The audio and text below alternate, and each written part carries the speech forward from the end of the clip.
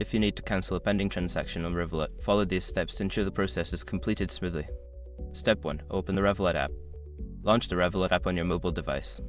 Make sure you are logged into your account to access your transaction history. Step 2. Navigate to Transactions. Go to the Accounts tab at the bottom of the screen. From there, select Transactions to view your recent activity, including any pending transactions. Step 3. Find the pending transaction. Scroll through your transaction list to locate the pending transaction you wish to cancel.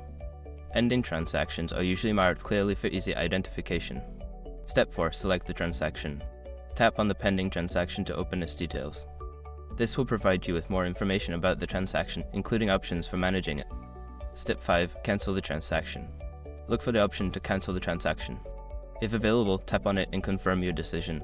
You should receive a notification confirming the cancellation. If you follow these steps, you should be able to successfully cancel a pending transaction on Revolut. Always check your transaction history afterward to ensure the cancellation has been processed.